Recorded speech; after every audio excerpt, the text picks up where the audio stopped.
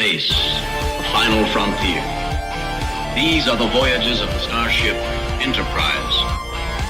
Its 5-year mission: to explore strange new worlds, to seek out new life and new civilization, to boldly go where no man has gone before.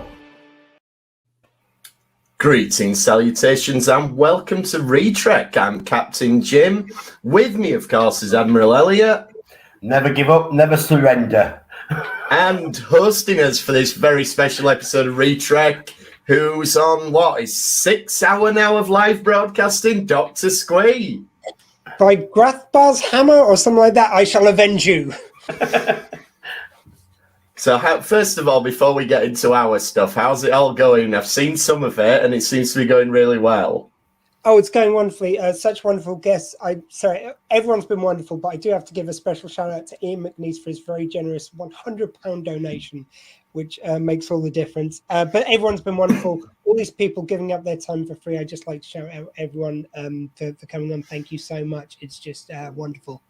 I kind of always forget though, because you think about like how much it is for doing 24 hours, but then you forget actually just talking and like, you know, thinking for 6 hours doing interviews and stuff is enough. Yeah, it takes a bit. It's all right. We'll talk over you then for the next hour. That's fine. You can have a kip if you want, but I'm sure you've got a lot to say about this though, so I don't expect you to be too quiet. So this episode, as anyone who doesn't regularly listen to Retrek, the name's a bit of a giveaway. We do usually talk about Star Trek, but we decided we're doing a special episode for SqueeFest, and this is a film we've wanted to get to for a long time. We're going to be talking about 1999's Galaxy Quest, which, just as a side note, 1999, what a year for films. We had The Matrix, Galaxy Quest, Fight Club. Honestly, just look at the IMDb for 1999. It was phenomenal. But this one not slipped under the radar, but, you know, it wasn't up there like, you know, The Phantom Menace was kind of the big sci-fi film of the year, even though it wasn't great. Yeah, they released this Christmas hoping to have a big Christmas blockbuster, didn't they? Yeah, and it did okay and everything, but I think this one's really stood the test of time, particularly with Star Trek fans. I think there was they did like a poll of Star Trek fans a few years ago, and I think this was voted higher than about 3 of the actual Star Trek films in best Star Trek films. So, and I think we can name 2 of them at least straight off the bat. Yeah, pretty quickly. Also, and I've not been able to like get this substantiated or not, but whether it's true or not, it's one of them lovely stories that's out there that apparently Galaxy Quest began life as a concept that it was actually going to star the original Star Trek crew. And I've heard that rumor. Yeah, like everything else about the film would be exactly the same. It's just that those would be that, and then some of them were up for it, some of them weren't. Who was up for it or not, you can draw your own conclusions. And eventually they just decided, you know what, it's going to be easier and better and we'll have more control over it. A certain person not being up for it made it a bit difficult. I would imagine so, yeah. So did you out there that what it is so much better, I think, for not having them in. I can't believe I'm saying that. I can't believe there's a world in which I don't want more things with the Star Trek crew in, but it became like I was saying when we were talking about doing this episode that it's not a direct spoof, it's a reimagining. Basically, it's their version of Star Trek, which then does spoof it in its own way. But it's exactly such a unique thing that it does. I think it's so much more powerful that it's a different cast doing it, so you get the parallels, but it's not. I agree. I think that was the best decision they made. So it would have limited it so much. Like, you'd have got the initial sort of buzz from it being, oh, look, it's them guys and they're doing those things, but you would have severely limited what you could actually do within the scope of it. And you get things like the Alan Rickman's character, who a lot of it is clearly Spock, but they also model him quite a bit on Patrick Stewart. So you get to have these sort of archetypal characters, but also put an original spin on them. Whereas you couldn't do that with the original Star Trek crew. You would have, you've got William Shatner, he's got to be William Shatner. So yeah, I think it was the best decision all round. Yeah, it's amazing. Like just being able to, I think it's just such a magic trick to come up with your own world, but it parallels it. Like there's parallels everywhere, but it's not the same thing, and that's just such a balancing act to do. Yeah, but they nailed it, and so really, like just everything. Like I've written notes as I've watched it, but my first notes are just like the opening. It's just this lovely retro TV show opening, and we find out it was meant to have been an 80s TV show, whereas the 81 it'd have finished. Yeah. So this is roughly late 70s, early 80s. Yeah, so it's like roughly analogous to maybe Buck Rogers, the Gilded Ad, and the aesthetic feels like that. I think so. I think the actual years it runs is parallel with Blake 7. Right. Oh well, it must have had a bit. Seasons.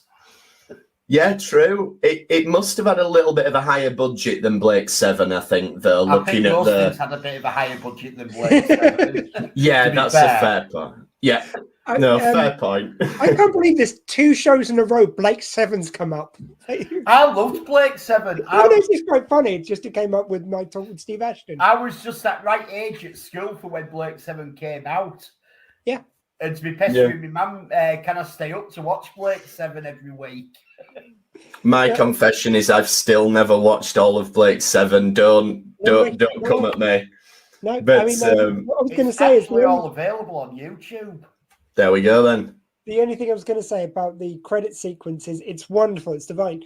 But because of the age of the actors, they had to set in the 80s where it looked a little bit earlier than that. It sort of looked more analogous for me to Star Trek kind of times. Yeah, I think it did. But it needed to be the 80s, so you can forgive it that very easily. Yeah, I think so. It's like one of my early notes I wrote down was, the effects look a bit too good when it shows the show, because I was thinking it was 60s. But then when it said 80s, I was like, go on, I'll give him a pass for that then. That's fair enough. Yeah, America, you're probably closer with like your Buck Rogers and all that. Yeah. With when and like that, like based. When you look at the crew, like you've got the smart kid stereotype, which that was Buck Rogers, wasn't it? That horrible second season of Buck Rogers. Yeah. Had a kid who was really clever. So I love that the dropping that. And I suppose kind of a reference to Wesley Crusher, maybe, but hey, I took the Buck Rogers thing. Well, you regularly had a kid coming up in American shows. Like you even had it in Battlestar Galactica with what was he called? Boxley. Yeah. I But think it was like a trend with a sci-fi show. You had to have a kid in there. I think also as we're going into the film, you've got to acknowledge just like the cast. Like there were so many people already established, and everyone else who wasn't already established went on to so many huge things. So you've got like Tim Allen at the height of his fame from Home Improvement, and probably made the first Toy Story by then. Probably, yeah. Will have done. Icon of sci-fi. Alan Rickman has done everything like already at this stage. And then you've got Sam Rockwell, who hadn't done that much of the time, but went on to do loads of stuff. Missy Pyle's in there, who appears in loads of other stuff as one of the aliens. It's just an amazing cast they put together for this. Yeah, it's brilliant. And like you say, it's one of them where when you watch it back, you're like, oh, it's him. With Sam Rockwell, like you don't clock it when you first watch it because he wasn't Sam Rockwell at that point, but he goes on to become that. And it's Justin Long, isn't it? Who's the Justin Long? Though again, I do have in my notes what happened to Justin Long because he was like huge for there was a period of time there, and he was in everything, and I'm sure he's doing fine.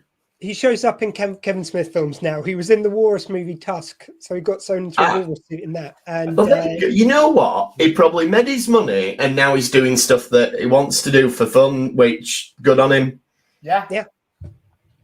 So early on, then we get the catchphrases. Like, you two have already given us the catchphrases, but never give up, never surrender, and by Grabthar's hammer, which.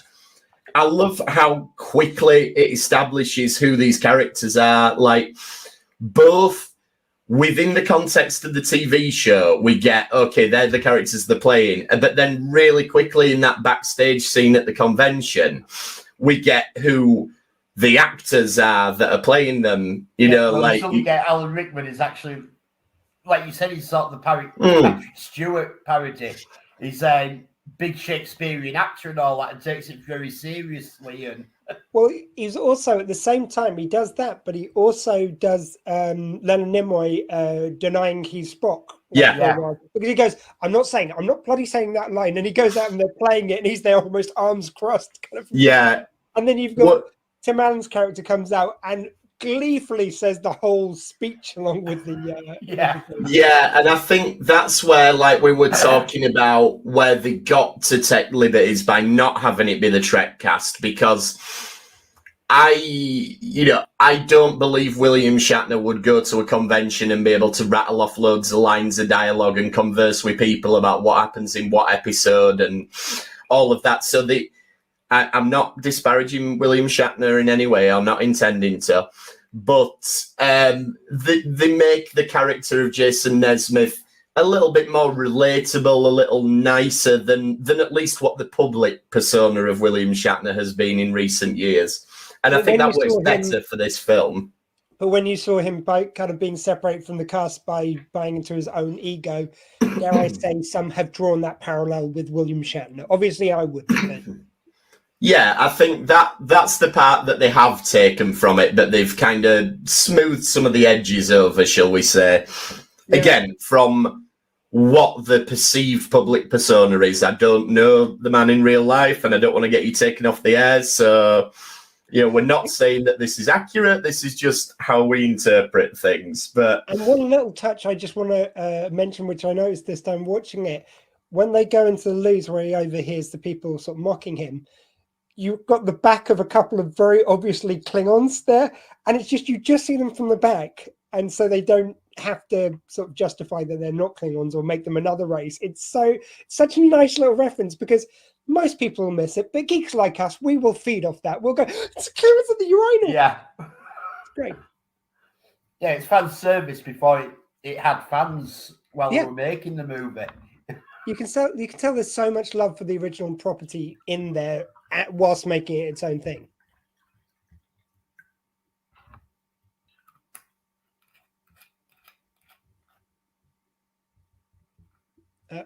James, I can't hear you. Can you hear James? I can't hear James. No one can hear you, James. It happened to be exactly the same point as I was just adjusting the volume. I'm like, what did I press? I was just pouring myself a drink and thought, have I spilled something? I know. I just noticed the deer in headlight look on your face, Elliot, and I was like, no, it's not me. Am I back? Yes, you're back. You guys, there we go. Don't know. I got muted somehow.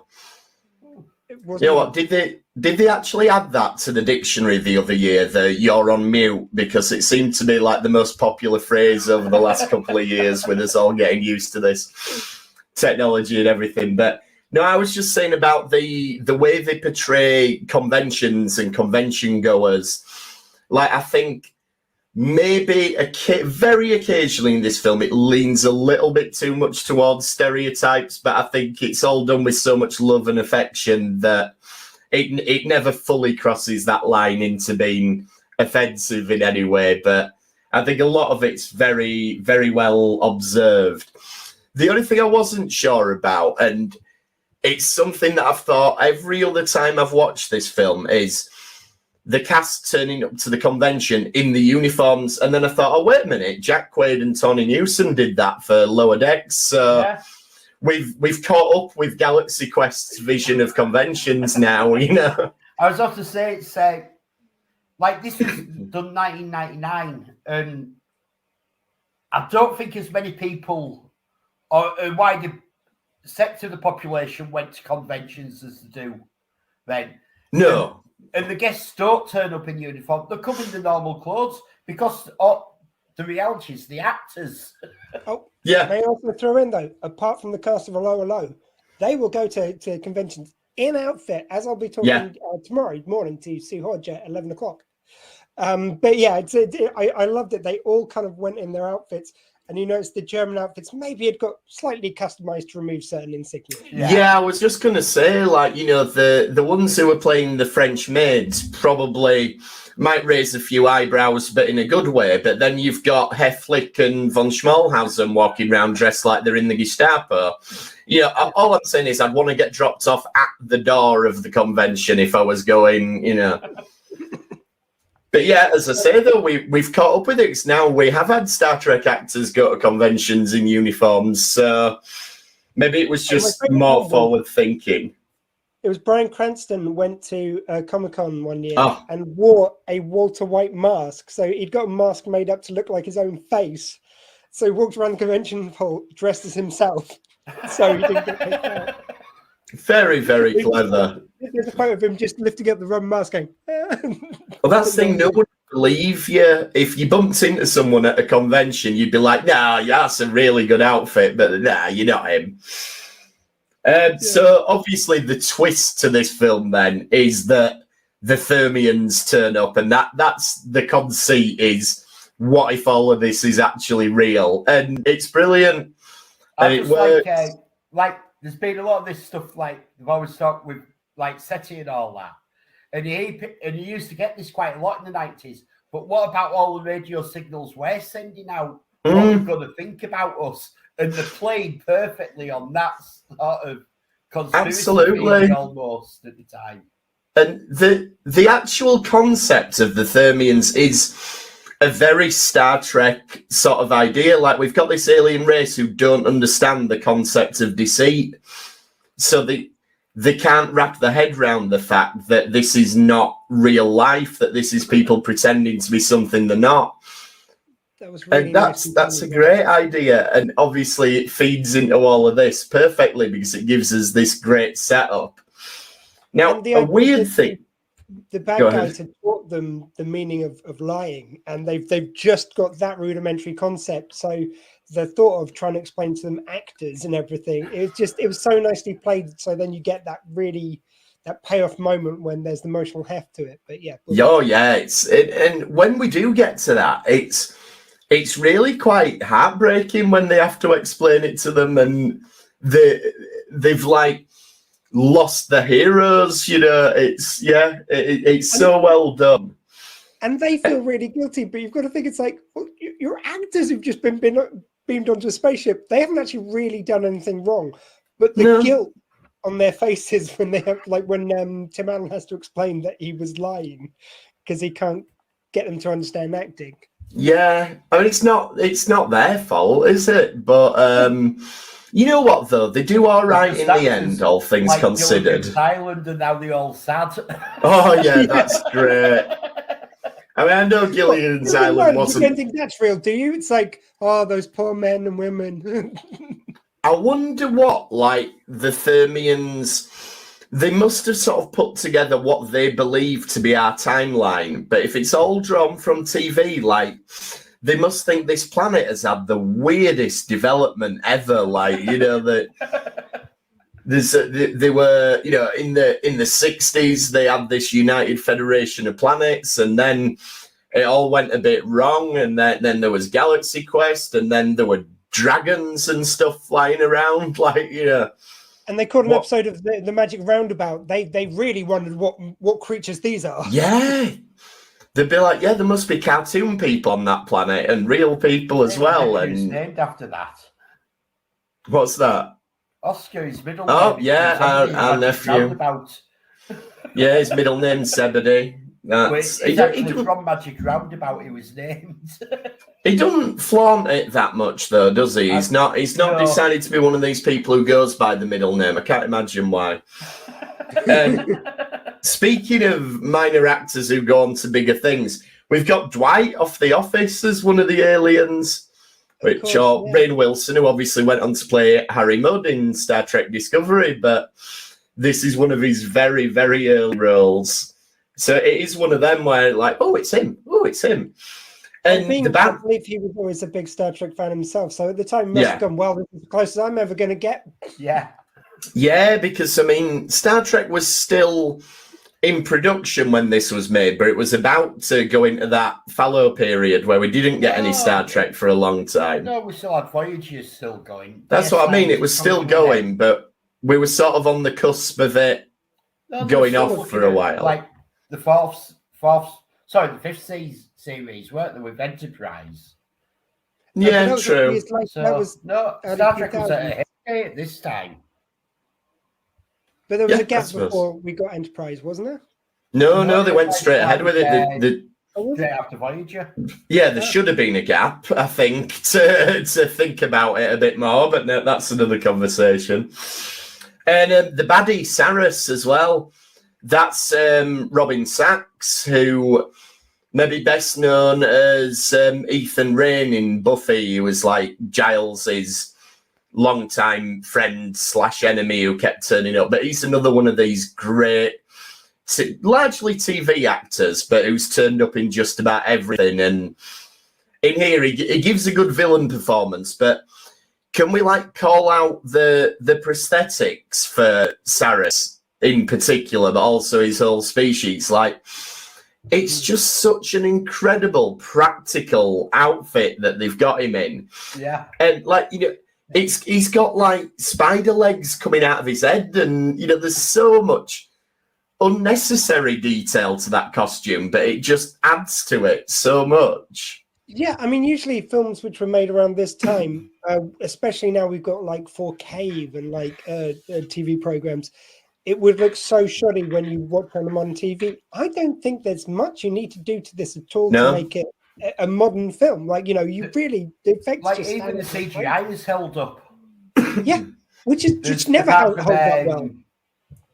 Was it Amiga 13? That's a bit ropey, that graphic now. Yeah. But I mean, when you look at this was sort of a mid-budget film, and compare it to something like The Phantom Menace, which came out the same year, or even the first Mummy film, both of which used a lot of CGI, and I would argue that neither of those films' effects hold up as well as this one's does, because it's used sparingly and they've used practical effects where possible.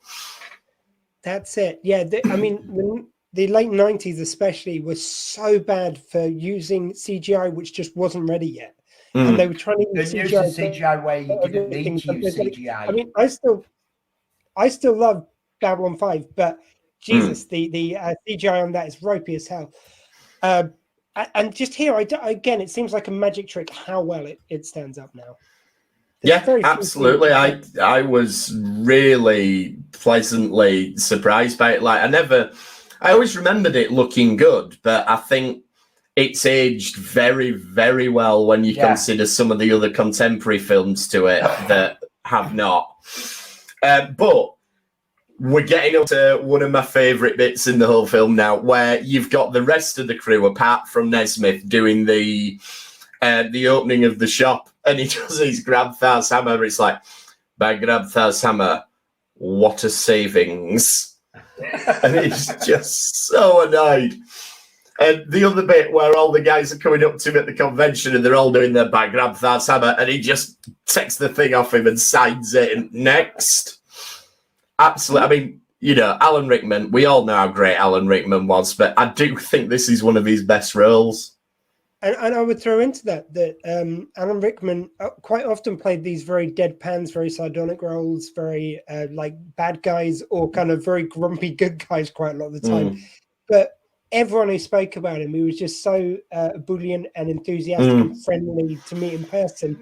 It just shows you what an amazing actor he was. And he never sought to be the kind of the hero role necessarily. He just he was happy with the good role. Many actors kind of go for the I've got to have a redeeming arc. He was quite happy to be a nasty piece of work. He was such a nice guy. Whereas though I think he does get a good arc in this one, and he does get his hero moments and everything. But it's almost sort of against type for Alan Rickman, isn't it? You expect it, because at the end of the day, he did Hans Gruber and he did The Sheriff of Nottingham, which were back-to-back two of the greatest villain performances ever. So he was bound to get sort of stereotyped a little bit. But you know what? You shouldn't be so good at it if you don't want to get asked to do it. But yeah, I think you're right. It's nice to have a role where, even though he's playing it very kind of like cold for a lot of the movie, he's just a guy who's pissed off with being stereotyped into this one role. It is nice that he does get the bit at the end where he kind of does the term. Yeah. And this is a bit I thought Elliot would love, because Elliot has, again, anyone who doesn't listen regularly, Elliot builds Starship models and does an incredible job with them, and often talk about the hero shots of the ships that we get in Star Trek, or don't, if we're talking about Discovery. Yeah. And we get a great hero shot of the ship here, where we first see that they've built it, and it's in a dry dock, which is very Star Trek.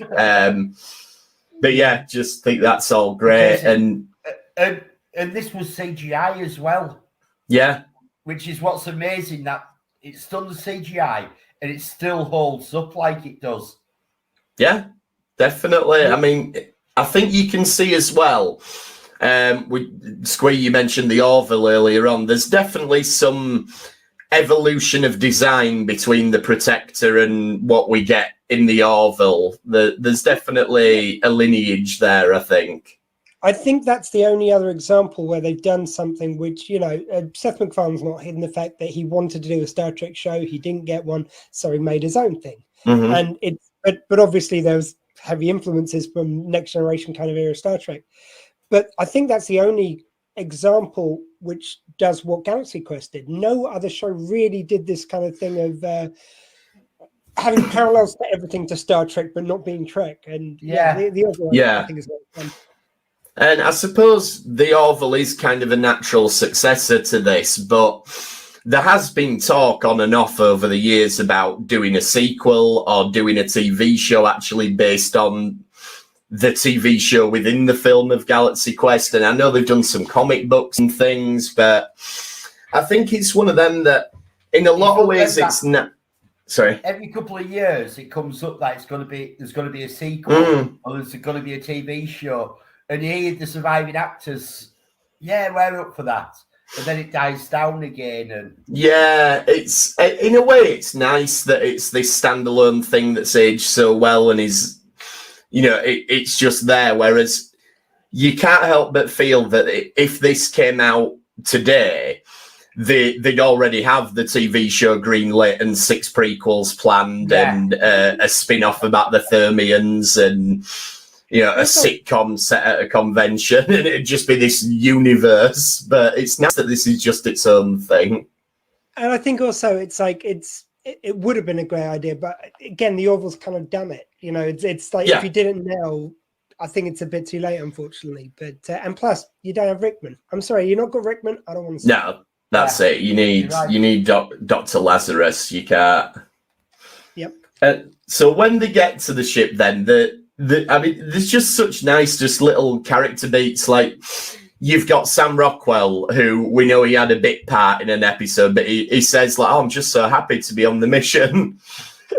And then you've got the Helm guy who he says like, "Oh, I had it all worked out. I knew how it all worked," and that feels like a callback to like Will Wheaton's talked quite a lot about how he had in his own head how all the buttons worked on the Enterprise. I think George Takei did, and I know that it's not like you always press the same places to do the same thing. So the lady who plays Ortegas in Strange New Worlds has said the same thing. Like she's got it in her head. Like I know if I press this, then I press that.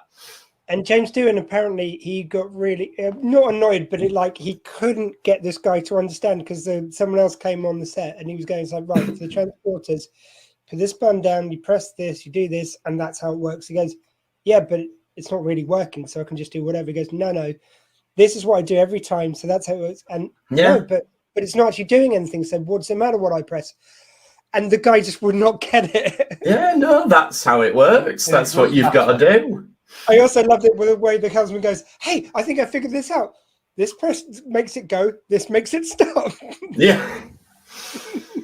And there are just so many little moments like that and everything. Like when we get this confrontation with Saris and he does the throat cut gesture, and it's like, well, yeah, but we don't know how to actually turn the communications off,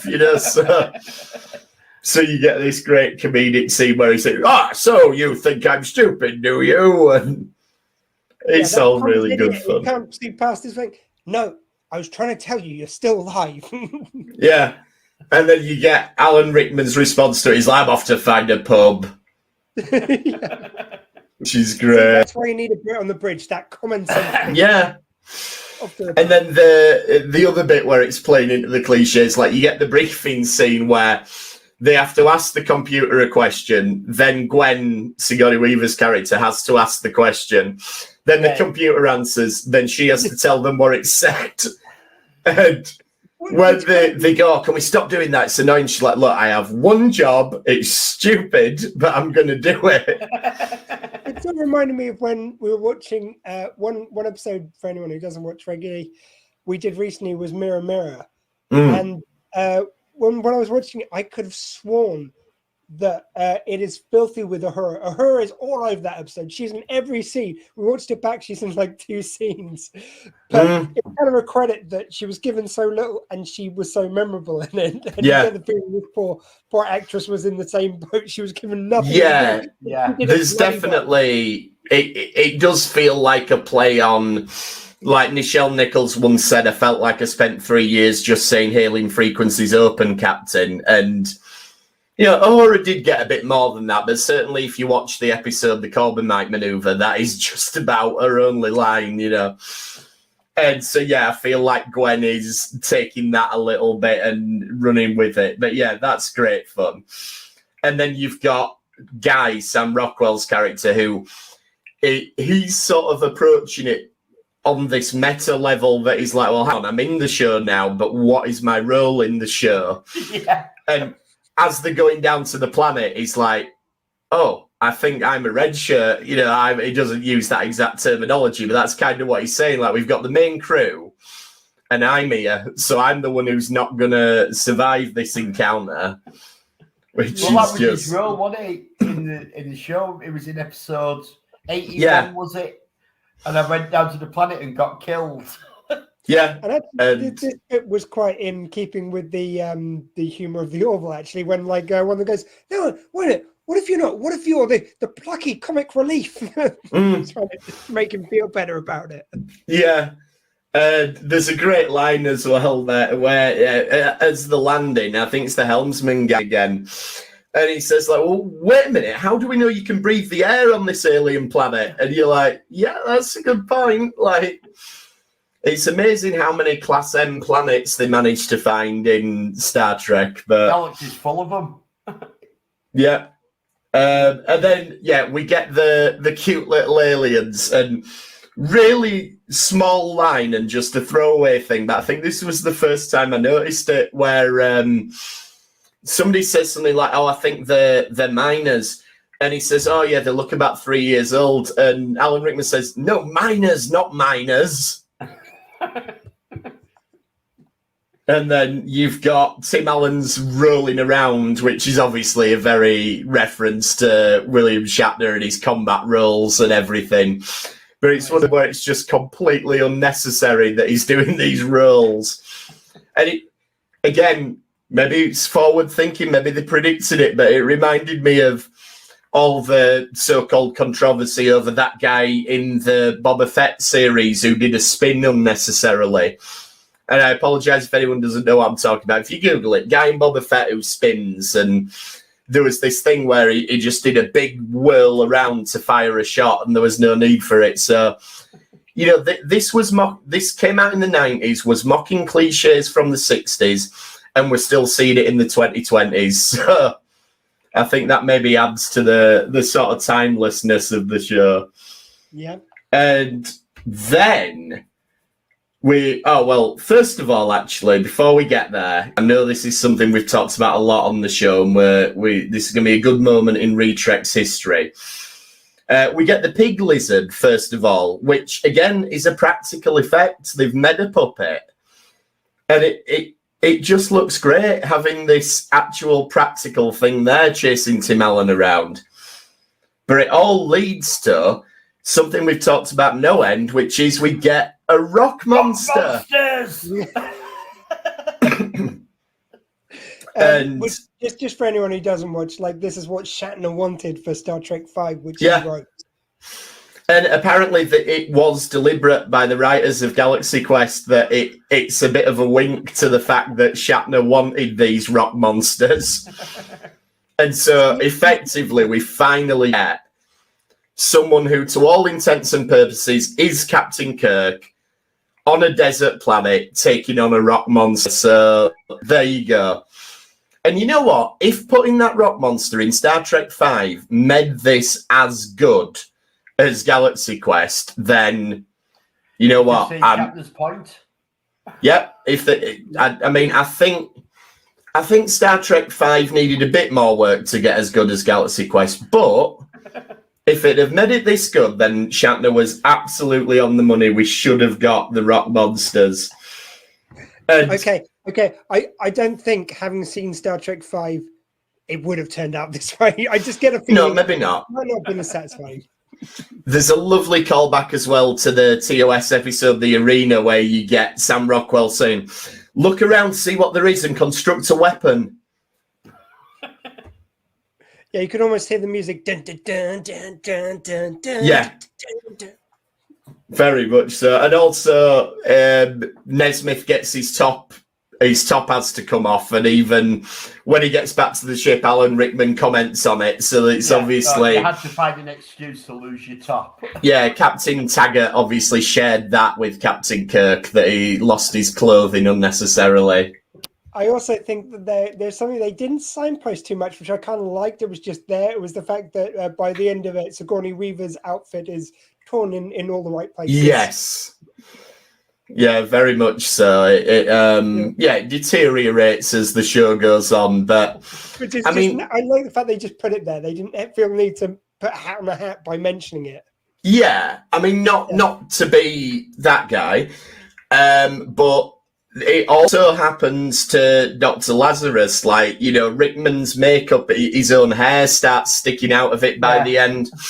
But I can't imagine for what reason it happening to Sigourney Weaver in this film would stick in your mind more than it happening to Alan Rickman. But we'll leave that there. I don't know what it was about it. I think No, they just no. Oh no, she'll be catching the death of cold. That was my thought. Yes, of course it was. Yeah. So, And something to say about the structure and everything of this film. First, it's just over an hour and a half, which is the perfect length for it. Like, but you don't get films that are that length anymore. Like, everything's 2 hours, 2.5 hours now, or it feels that way.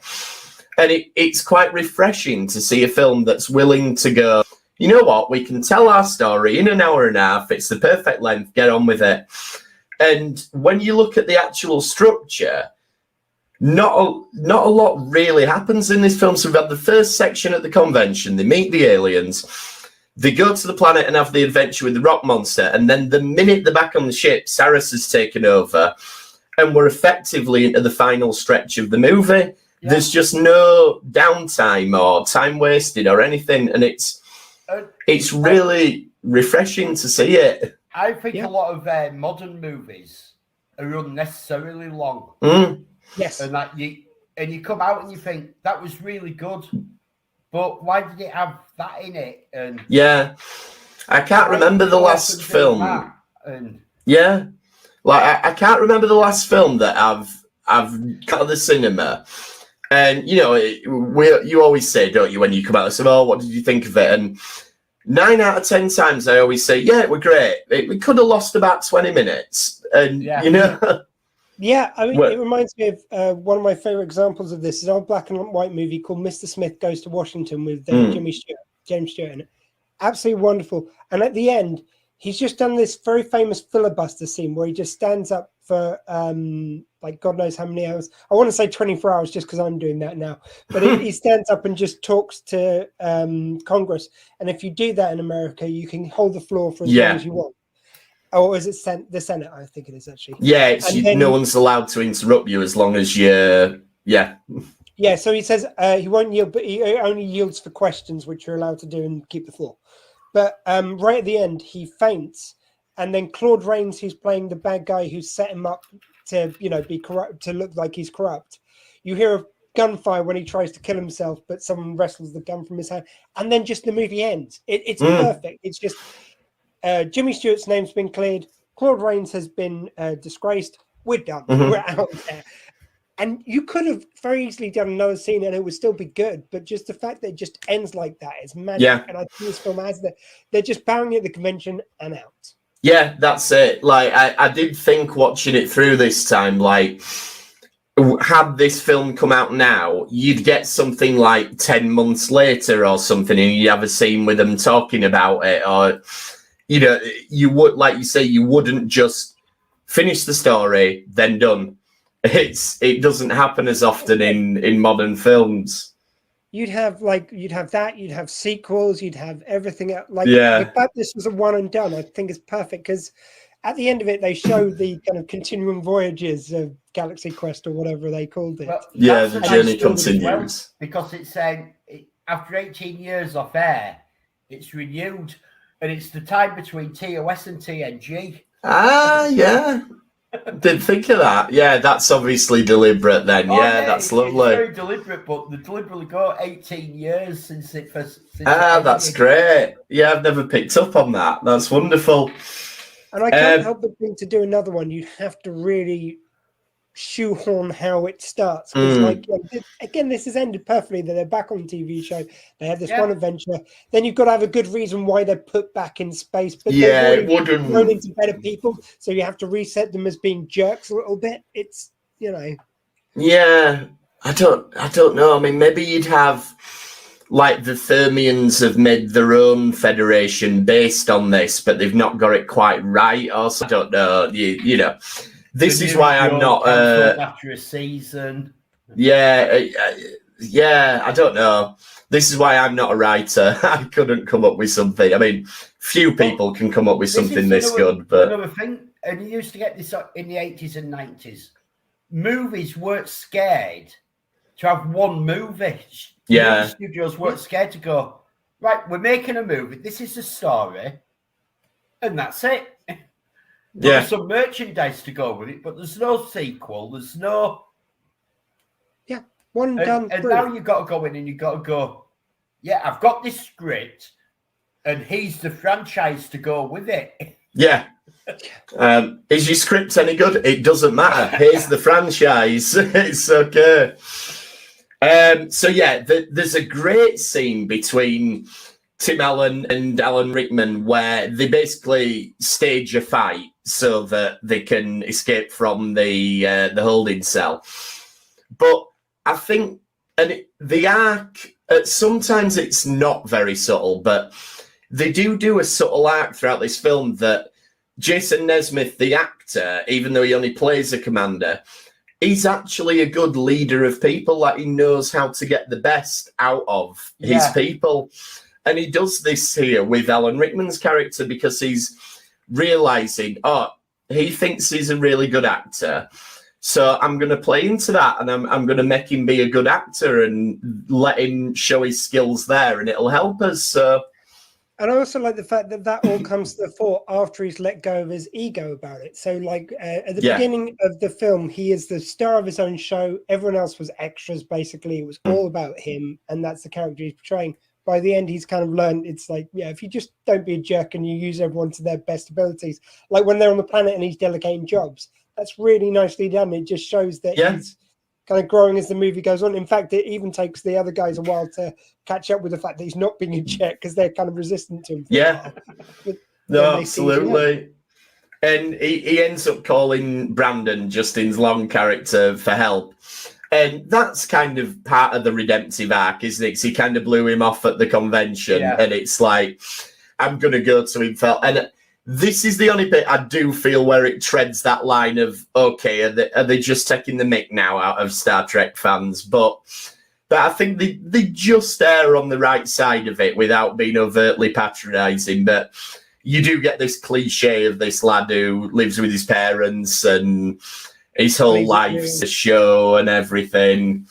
But it is great fun how Well, of course the fans know how the ship works, but the actors don't, so they have to call the fan for actual advice on it.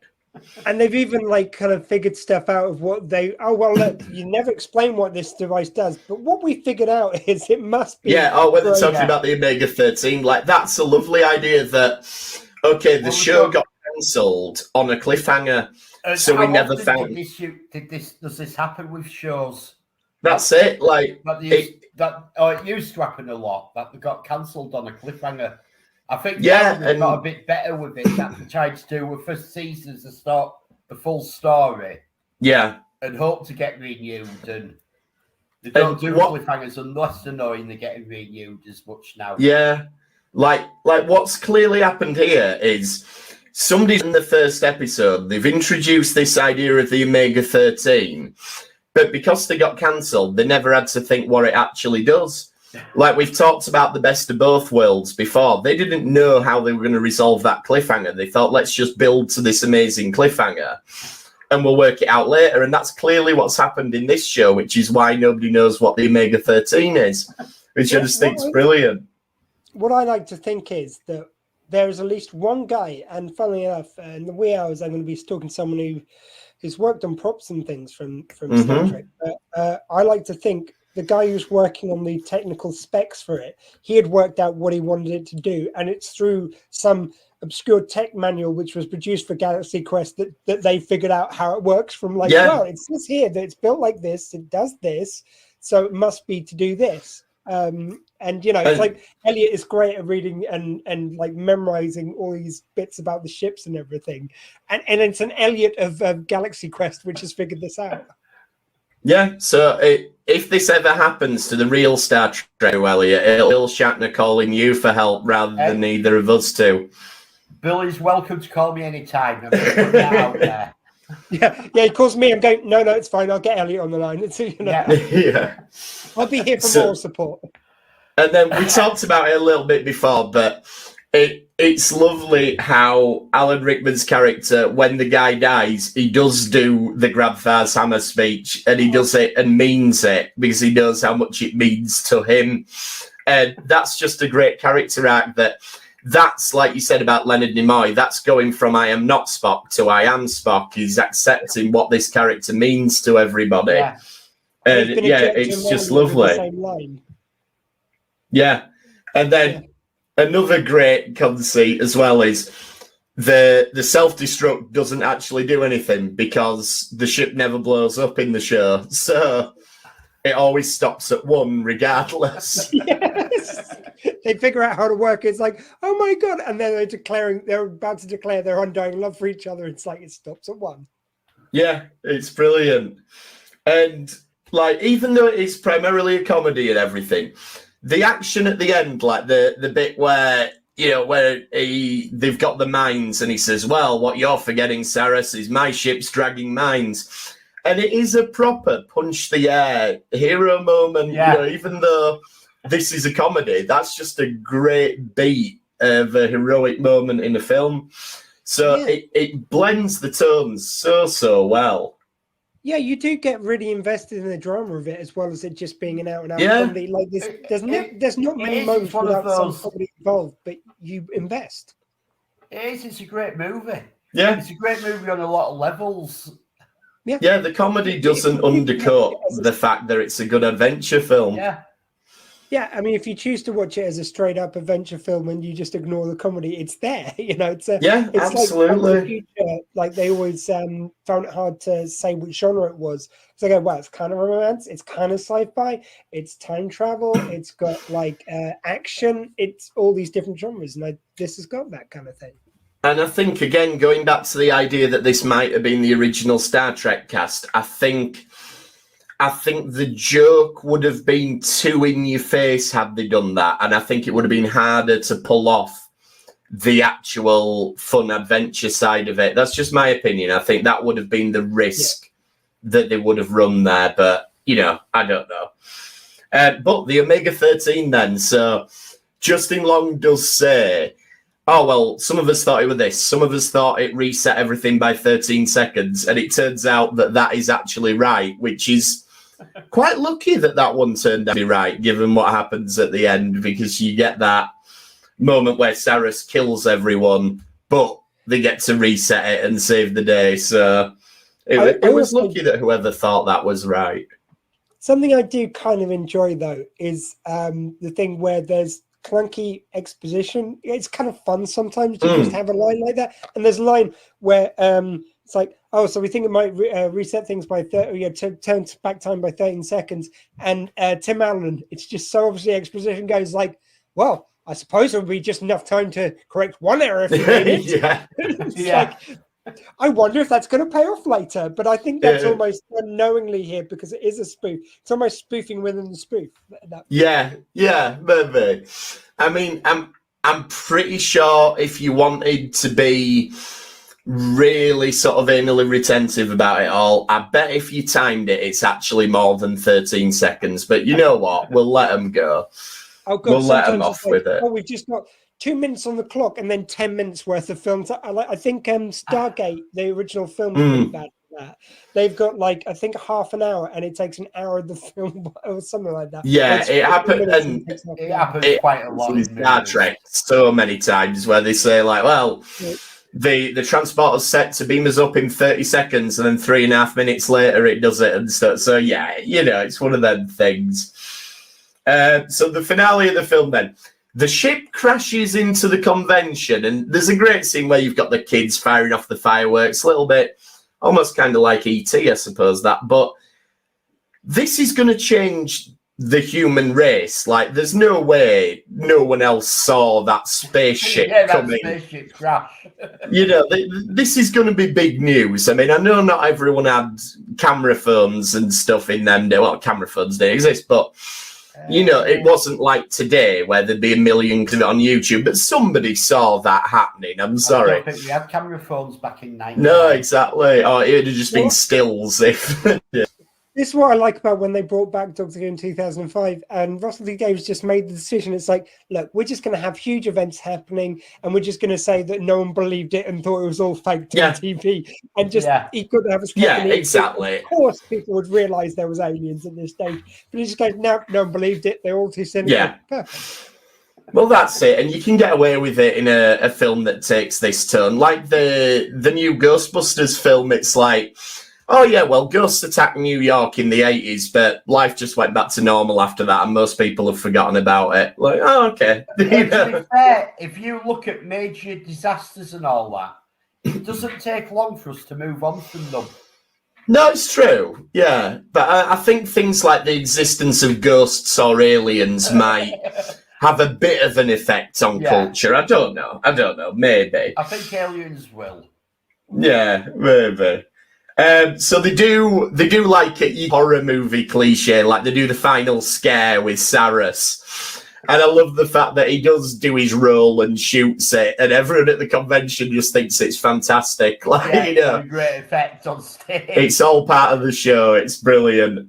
But then we do get Jason Nesmith's final redemption moment because he gets them all up to take the bow rather than it just being him. And I don't know if this was intentional or if how the dates work out, but when I saw them all stand up there on stage taking their bow, it really reminded me of the end of Star Trek 6, where the Undiscovered Country, when they stand up on stage.